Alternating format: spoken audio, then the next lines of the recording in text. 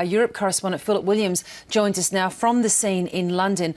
And Philip Williams, what do we know so far? Well, I'm standing about 200 metres from the crime scene and I can see the tent that covers the car and also covers the body. The body still hasn't been removed of the victim. What seems to have happened is that for whatever reason the car has slammed into this victim, and then two people got out of that car and attacked him with meat cleavers. It seems that there were knives and a meat cleaver, at least one meat cleaver, used in this attack. And then the body of the victim was dragged from the footpath and into the centre of the street. And then, strangely, the attackers stayed. They didn't leave the scene, and they appeared to be waiting for police to arrive. And when police did arrive, and they arrived first, plainclothes police, and then uniformed police without arms themselves. But they had to wait a few more minutes until police that were armed did arrive, and those two men were shot.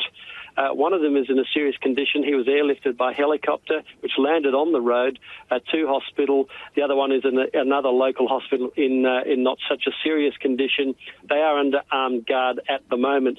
The motivation is still unclear, but there is a chilling video that is doing the circuit at the moment on Twitter and on YouTube of one of the apparent assailants with bloodied hands holding a meat cleaver, basically addressing the person that was, it appears, had an iPhone or something like that to record it, and then walking away towards the victim again. So there was no attempt, it appears, for them to simply hit and run and kill this person and escape.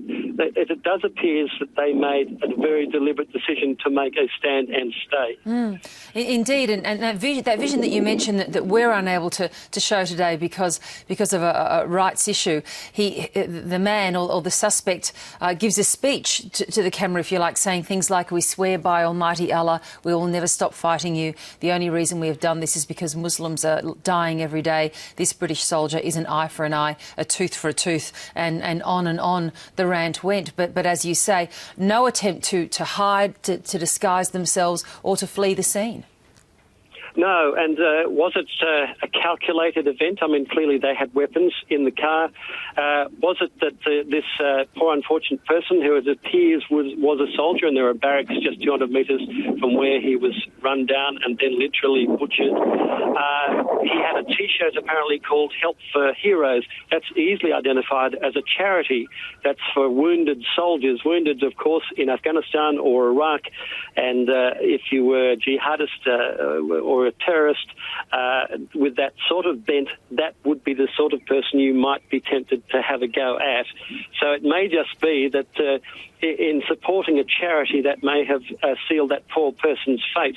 But there are so many unanswered questions.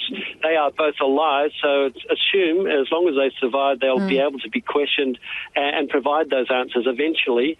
But both the Home Minister here and the Prime Minister said it appears as though it is a terrorist attack. Now, do we know anything about the person who has been killed? No, nothing at this point. We're still waiting for information.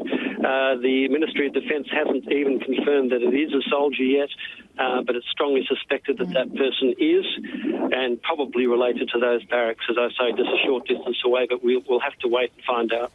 And has the security situation been formally changed at the Royal Artillery Barracks nearby?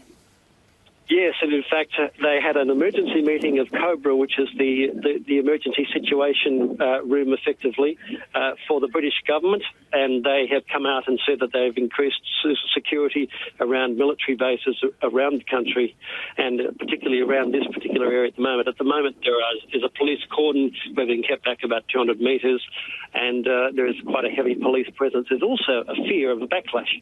I've already spoken to one local who said he'd come here to with the intention of bashing the first Muslim he saw.